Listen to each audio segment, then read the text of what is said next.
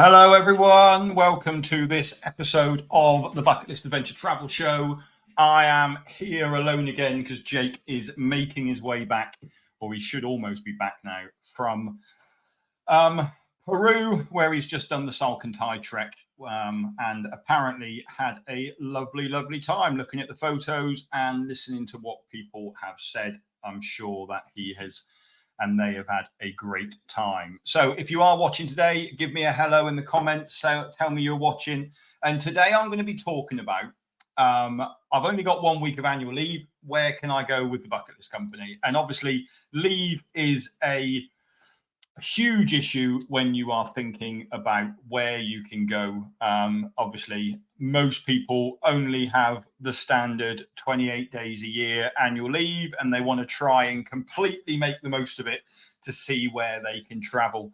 And obviously, I'm super fortunate that I don't have 28 days of annual leave and get to travel whenever I want. But obviously, that isn't the case for the majority of you. And I can only say, I feel super, super sorry for you. But with only 28 days, you really do need to think about how to maximize your annual leave to get in all of the trips that you want to do and do everything else. So today's episode is all about where can I go with the Bucket List Company, only using up 1 week of my annual leave. Exactly that, Lindsay Allen. Lindsay said, what's annual leave? And I completely agree with you.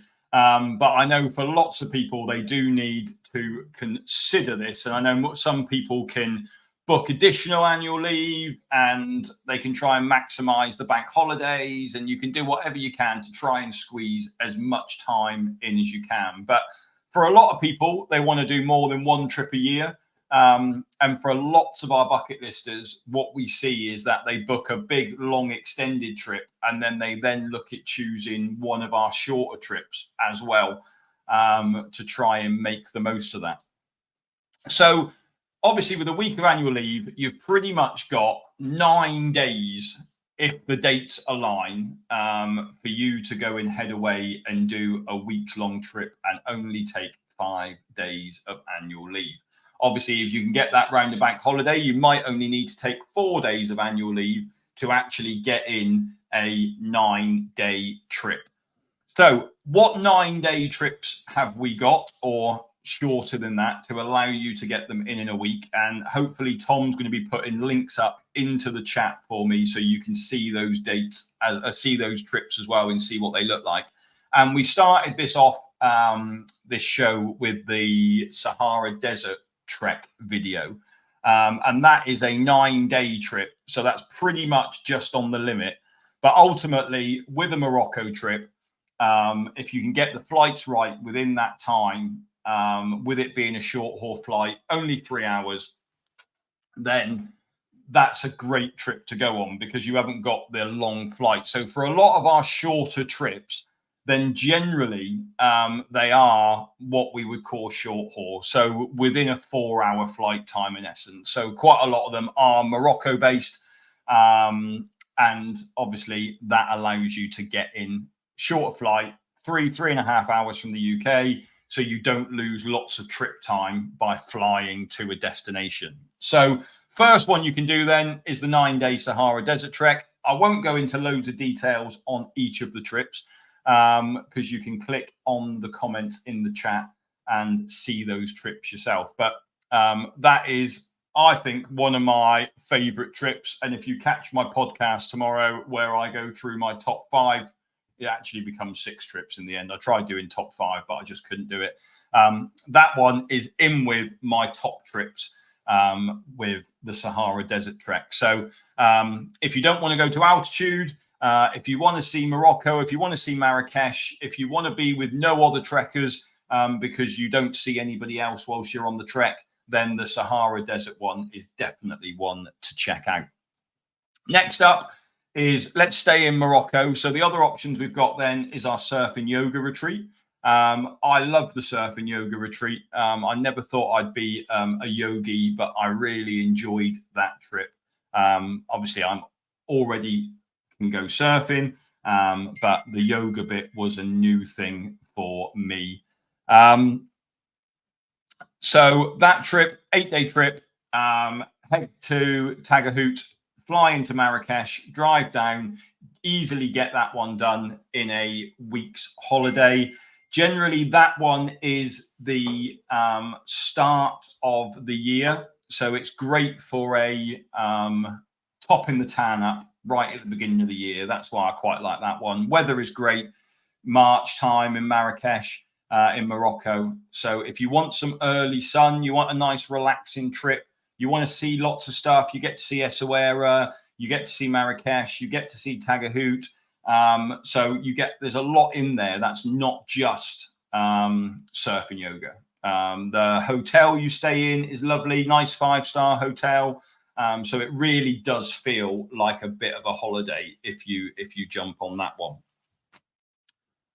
Next is a 6-day trip, and that's our whitewater rafting trip to Morocco. Again, one of my favorite trips, completely different to what else we do. It's the only one. There's a little bit of whitewater rafting in a few of the other trips, but it's the only whitewater specific rafting trip that we do. Again, don't really see anybody else when you're on there. You head up into the high Atlas Mountains. Again, you can only do this trip in March, April time because it's a snow melt river, and you need the snow to be melting to put water in the river. So again, a great time to do it. March, April, Easter, great trip, camping out under the stars. Everything gets carried with you in the raft. And yeah, really nice trip. I enjoy that one. Mount Toubkal then is the final one in Morocco that you can get done in a week. We've talked loads about Mount Toubkal before, and it's an 8-day trip, 4-day trek. Obviously, we've spent lots of time talking about how people go out and do Mount Toubkal over a weekend. For us, it's a bit too quick. The altitude profile, I personally think, is too much to do it in 2 days, which is why we spread it out over the 5 days. I mean, amazing trip. Again, flying to Marrakesh, you have a couple of days in Marrakesh beforehand, a couple of days in Marrakesh afterwards. Go and do the 4-day Toubkal trek. You stay in Berber houses, local guest houses. You stay in the refuge at the top. We sell lots of Mount Toubkal treks. And if you're thinking of going in doing more trekking trips, then it's a great one for you to start off with in terms of the altitude. It's just over 4,000 meters. And yeah, if you're looking for a nice weeks-long trek, it's a great one to start with. Again, you're looking at spring and autumn time. It's too warm in the summer. So you're looking at a spring or an autumn trip for that one. Next on then is my next trip that I'm heading out on. And I know Lindsay, who's watching this, is joining me on that one, is our Gozo Learn to Scuba Dive trip. Again, another one of my favorites. I love going out there. Where we stay is amazing. Shlendi Bay, where we're based, is just such a lovely little town to be around. You get the opportunity to learn to scuba dive. So 3 days is spent learning to scuba dive. If you are already a scuba diver, then that doesn't say you can't come on this trip. I head out every day going fun diving, and you can come and join me and go fun diving with me. So you would get 9 dives in those 3 days. If you want to, once you've done your open water course, so the itinerary for that one is fly in, have a rest day, then you have your 3 days of diving. So if you're learning to dive, you would do your open water qualification in those 3 days. If you're already an open water diver and you want to do your advanced, you could do your advanced at that time. Or if you're already an advanced and you want to do your rescue diver, you can then do your rescue diver in that time. Or you can choose to come fun diving and come and explore Gozo and the diving around. We then have 2 days once we finish the diving, and that gives you the opportunity, if you want to do more diving, or you can go off and have 2-3 days to relax, chill out, explore the island, do what you want to do. Or you can do more fun diving, and generally we'll organize a boat trip as well to go diving on one of those 2 days. So again, 8-day trip, easily fit that one into a week's worth of annual leave. And as I always say to people, you know, having your scuba diving certification just opens up so much more when you're traveling around the world. So looking at our other trips, you know, the Maldives, Thailand, Galapagos, Easter Island, if you've got your certification, when you're there, you can then go diving as well. So it's a great one if you want to get your certification. If you're already a diver, Mediterranean sunshine, great visibility. We're heading out end of September, lovely warm water. Like I say, great viz. You get 30, 40 meters of visibility. It's just amazing. And if anyone's interested, there are still some spaces on the September trip where you can come and join us. Next on the list then, new trip over the last couple of years is our Spanish adventure trip. 6-day trip. Again, easy to fit into a week's annual leave. The cheapest trip we run. Tom will put that one into the comments in a minute. This will be next year, will be the 3rd year we run that trip. We only run it for a week every year. And with that trip, we do a multi-activity. So we'll go climbing, we'll do some via ferrata, we'll do some mountain biking. Last year we did some kayaking. This year we did some canyoning, and we haven't quite decided what activity to put in for next year yet on that day. So that one we mix up a little bit. But we hire a villa, have the villa to ourselves. Villa's got a pool in the lovely town of Finestrat. Nice bars and restaurants in the town. It's only us in the villa, so it's a proper bucket list trip. And yeah, the group this year, I think, had an amazing time on that one. Few would come back for a second time, but that's definitely a trip if you're looking for something for a week, reasonably priced. The nice thing about that one is you fly into Alicante Airport, and obviously most local airports around all fly into Alicante. So, you know, if you live in Scotland, if you live in Ireland, you know, if you live up in the north, you haven't got to get to a London airport.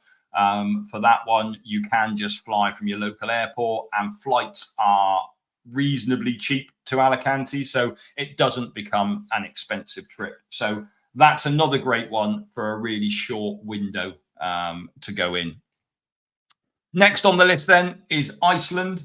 I know Andrea and Lindsay both came on, who are watching, both came on to the Iceland trip at the start of the year. Again, 8-day trip, tour in Iceland, amazing itinerary, loads put in there. And I think we achieved so much in that trip, in those 8 days. And I know other people who were on the trip had been to Iceland before, and said that, you know, they found it really difficult to get from A to B, but actually by having the itinerary already laid out allowed us to cram in so much into that 8-day trip, and you got to see the best of Iceland, really. Next up, Cappadocia, Turkey. If you've seen the pictures of the hot air balloons, that's Cappadocia. It's become insta famous in the last few years. And lots of people are heading out to Cappadocia. Cappadocia is the region, and there's lots of towns within the Cappadocia region. Fly into Istanbul, have a couple of days exploring Istanbul, and then you fly to Cappadocia and then explore Cappadocia for a few days before coming back to Istanbul again. Again, 8-day trip. Loads crammed into it, hot air balloon flight included, which if you're going to Cappadocia, that is the reason really for you to go. But I will say that you need to get up early in the morning to watch the balloons as well go up, because I think that was just as stunning. Being part, we actually went and got onto our local guide knew a hotel owner and managed to get us onto their roof terrace at a really good viewing spot. And that made for a lovely sunrise to watch all the balloons going up, and they were literally flying over your heads. So it's not just about being in the balloon, it's also there as well. But also the landscape's amazing. All the fairy chimneys everywhere. I mean, you can see the photo behind me is Cappadocia, and you can see sort of what the landscape looks like there as well. But get that on your bucket list, because again, that's a really great short trip to go and do. And then the final one, which is because the trouble is, like, if you think of Asia, you think of South America, all of those trips are just too far in duration and long haul flights to get that in. But the trip we launched last week to the Maldives on the liverboard is an 8-day trip. You can get that one in within a week's annual leave. So if you are already a scuba diver, then that's a great, just take a week out and go on that one. If you're not a scuba diver, then we've already discussed our Gozo trip. So you could get a Gozo trip in, but then you could also go and do the liverboard trip as well in 2026. So out of all of our list, how many trips have we got there? 1, 2, 3, 4, 5, 6, 7, 8, 9 trips there that you can get in within a week's annual leave. Which might mean that you go and do a longer trip. It might mean that you go and do your family holiday with the rest of your family, but it means you can get in another short trip as well then during the year and make the most of your annual leave. And if the dates work well and you can squeeze in a bank holiday somewhere, or we do it that way, then even better. But obviously, if you have only got the standard 28 days, it is hard to do lots and lots of traveling, especially if you've got a family as well and you need to go and do things with them. It makes, like trips to Nepal for 18 days, you're almost talking 3 weeks off work for one of those. Well, that's quite a lot of your annual leave allowance gone. So if you are restricted, then like I say, we've got those shorter trips there for you to have a look at that you can squeeze in with only taking 5 days of annual leave. So that's what I wanted to talk about today. Hopefully that's been useful. Might have given you some inspiration in terms of where you can go, what you can do. Didn't realize that I only needed to take 5 days to go there and there. But those are the trips. Tom has put links into all of those into the comments. So you can go and check those individual trips out as well. But that's it from me. That's all I had to discuss today. And I'll be back next week with another episode of the Bucket List Adventure Travel Show. But I will leave you with our Cappadocia video, just so you can see what Cappadocia actually looks like. But until next week, I'll speak to you then. Bye-bye.